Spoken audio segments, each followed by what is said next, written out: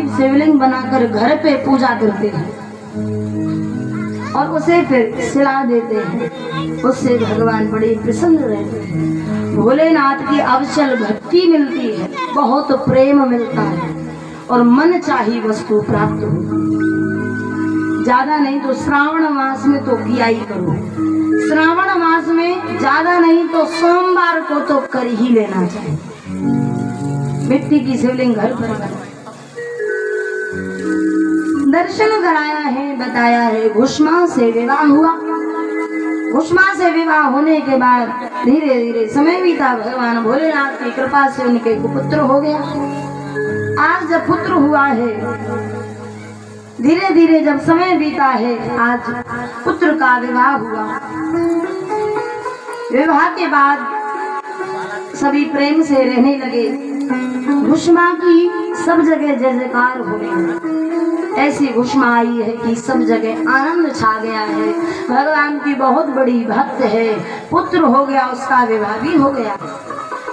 अब जो घुष्मा की बड़ी बहन थी जो उसको लेकर आई थी, उसी को चिढ़ हो गई। और ईर्षा महाराज इतनी बेकार वस्तु है कि जीवन बर्बाद कर देती। ईर्षा अगर किसी के अंदर आ गई तो सब कुछ समाप्त हो गया।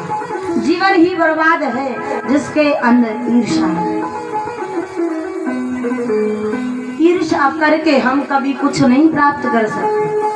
कभी भी किसी से भी ईर्षा नहीं करनी चाहिए, कभी भी।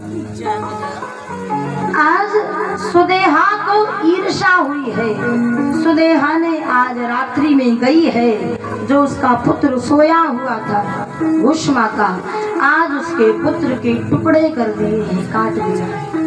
काट कर जहाँ घुष्मा जो पार्थिव शिवलिंग बनाकर जिस सरोवर में सिलाती थी, उसी में आज डाल आई पुत्र के मुंह। इतनी ईर्षा।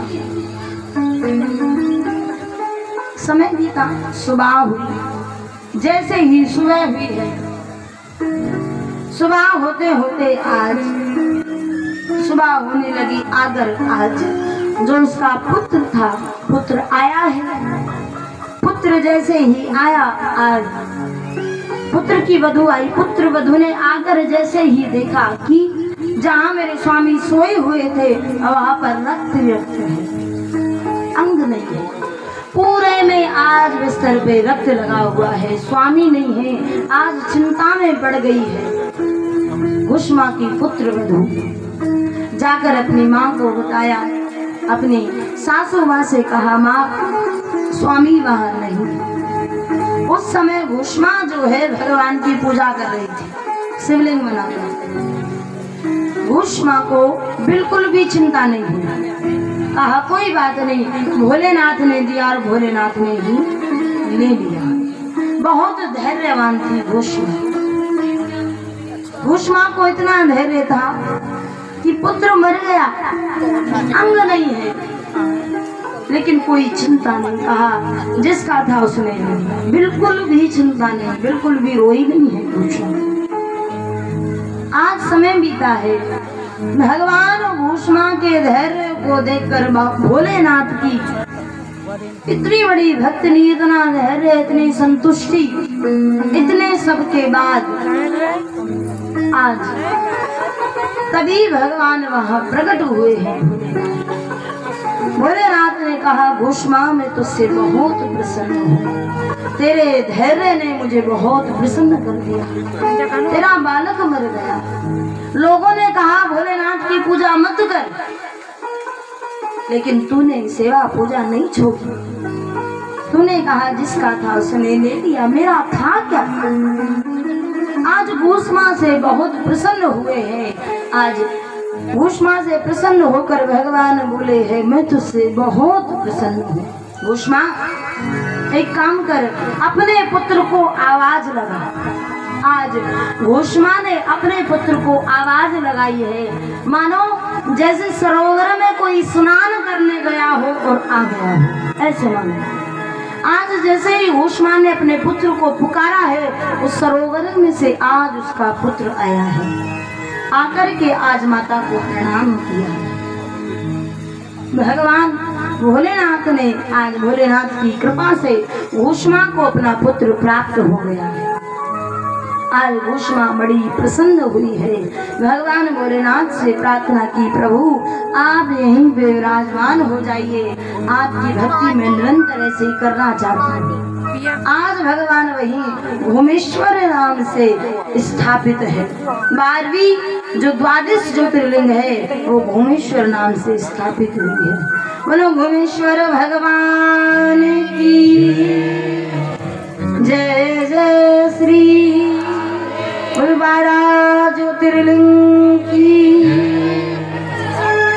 आज बड़ी ही सुंदर कथा, 12 ज्योतिर्लिंग की हमने कथा श्रवण की। आगे कोटि रुद्र संहिता के बाद 5वीं संहिता आती है उमा संहिता।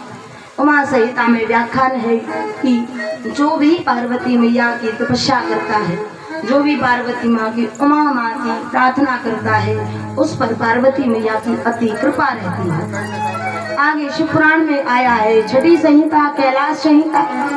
कैलाश संहिता में ओमकार का वर्णन है, जो हमने अभी पीछे श्रवण किया। ओमकार का वर्णन है कहा है सन्यासी विधि से।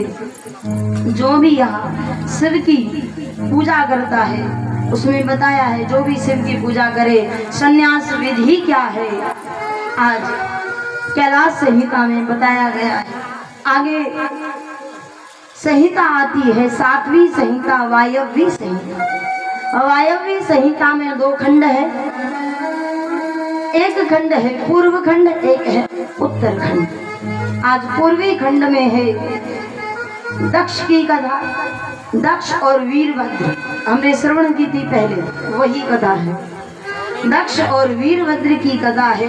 कौशिकी नदी का प्राकट्य कैसे हुआ ये कथा है, और उपमन्यु की कथा है।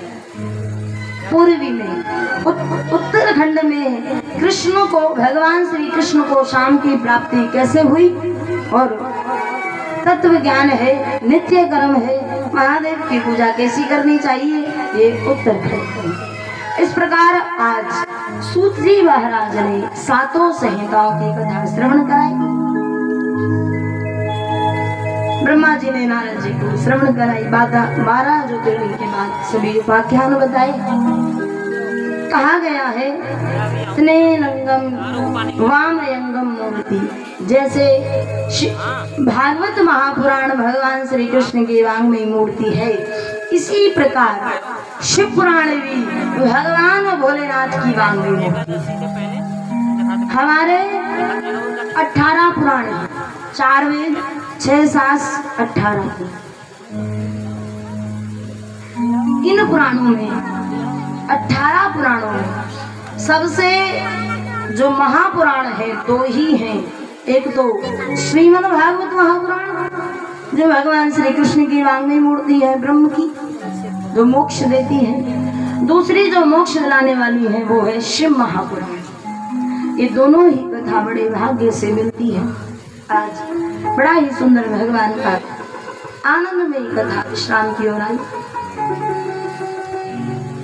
शिव महापुराण की कथा बड़े नसीब से मिलती है, बड़े सौभाग्य से, और उसमें भी श्रावण मास में बड़े ही भाग्य से मिलती है। आप सब बड़े ही भाग्यशाली हैं जो भगवान की आनंदमयी कथा श्रवण की है। आज भगवान की सुंदर सुंदर कथा हमने 7 दिन श्रवण की। अच्छा, कथा किस किस की समझ में आई?